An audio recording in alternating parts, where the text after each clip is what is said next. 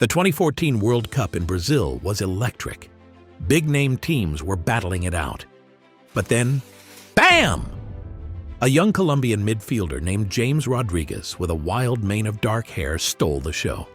His left foot was like a rocket, leaving defenders flat-footed and fans speechless. James wasn't just playing, he owned the tournament. But the world is about to get a shock. The world was dazzled by his performance in 2014, a Golden Boot winner who seemed destined for greatness. But hold on tight, because the story of James Rodriguez takes a surprising turn. Why did this unstoppable talent seemingly vanish? We'll dive into the reasons why the hell happened to James Rodriguez. Why James Rodriguez failed, despite his dazzling skills, might not have reached his full potential. This roller coaster career ride is about to take you on a wild ride. James Rodriguez, born in 1991 in Cúcuta, Colombia, was like many future soccer stars, a wonder kid from a young age. James's love for soccer started young, playing on the streets. Imagine a young James, full of energy and dreaming of becoming a soccer star. He honed his skills playing on the streets of Ibagué, Colombia. But James's story isn't all sunshine and goals.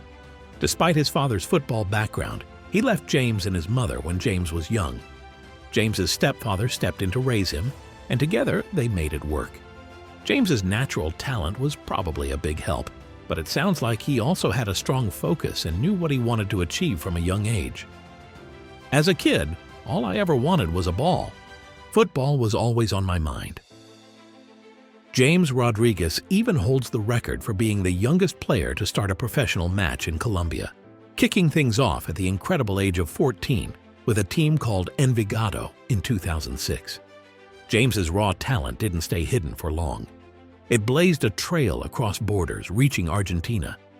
In 2008, Banfield, a club known for spotting gems, saw a star waiting to be unearthed in the young Colombian. They took a chance on him, and he didn't disappoint. A booming goal from long range against Rosario Central sent shockwaves through the league, silencing any whispers of doubt about his abilities. James played in Argentina's top league with Banfield and became the youngest foreigner to score a goal there.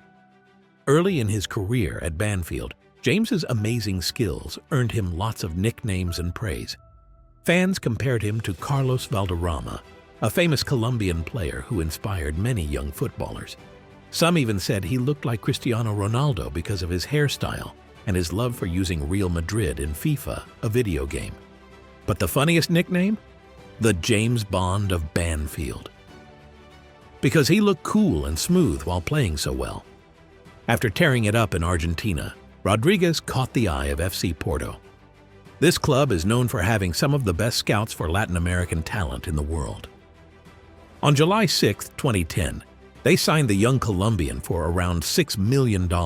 James Rodriguez's joining FC Porto was a turning point. He wasn't just setting up goals anymore, he was scoring them too. Remember that amazing hat trick in the 2011 Taça de Portugal final? That was him. James Rodriguez's first year wasn't a full one, but in the next season, 2011-12, he exploded.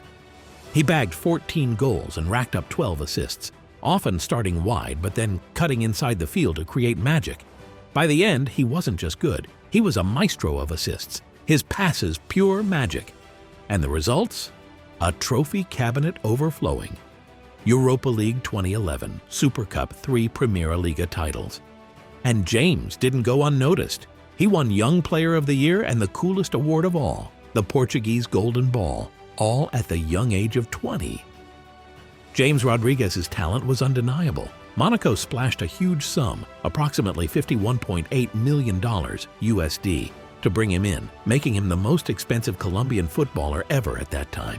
Guess what happened next? Monaco, fueled by James's brilliance, this young winger impressed everyone.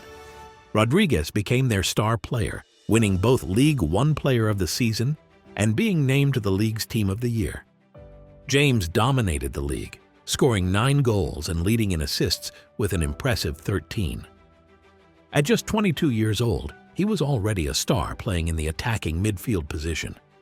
These performances guaranteed him a place in Colombia's national team for the 2014 World Cup. The 2014 World Cup arrived, and James Rodriguez was no longer a rising star. He was a supernova. Colombia had a strong squad, but a major blow came with the injury of their star player, Radamel Falcao. Despite this absence, Colombia cruised through their group stage, winning all 3 matches, with James Rodriguez scoring in each. Things were looking fantastic, and the pressure was on for winger James to continue his incredible performance. The knockout stages arrived, and in the round of 16, a moment occurred that would change James's life forever. Facing Uruguay, the crowd erupted as James unleashed a wonder volley. This wasn't just any shot. It was a moment of pure magic, a direct hit so precise and powerful that it left everyone stunned into silence for a heartbeat. Then the Maracana Stadium exploded in cheers. This wasn't just a goal, it was a masterpiece. It was so incredible that it went on to win the prestigious Puskás Award for the best goal of the entire tournament. "It was a special goal for me and all of Colombia," said James, after being presented with the accolade. The crowd went wild after James's unbelievable volley against Uruguay. But wait, there's more! He scored another goal, securing Colombia's historic first-ever quarter-final appearance. But fortunately, their dream run ended against powerhouse Brazil, a tough but honorable loss. Despite the heartbreak, James emerged as a global star. His impressive 6 goals throughout the tournament earned him the Golden Boot. While Messi won the Golden Ball, some argued James truly deserved it, even claiming Rodriguez was the best player of the World Cup. James Rodriguez's talent bloomed early. He impressed with Colombia's U17 U20 team, even captaining them at the 2011 FIFA U20 World Cup. This didn't go unnoticed, and James earned a call-up to the senior team in 2011. His dedication to Colombia continued throughout his career. He participated in numerous Copa America tournaments and even played in the 2018 World Cup in Russia. After his amazing performance at the World Cup, a giant football club, one of the biggest in the world, offered James a deal he couldn't say no. This was a dream come true for him. He got the chance to play for the team that he'd always idolized. James signed a contract with them for 6 years, worth $72.2 million USD, and officially joined the club. James's debut for Real Madrid was a winning one. They beat Sevilla to claim the UEFA Super Cup. His first season continued his impressive run. James scored an amazing 17 goals and provided 18 assists in just 46 games.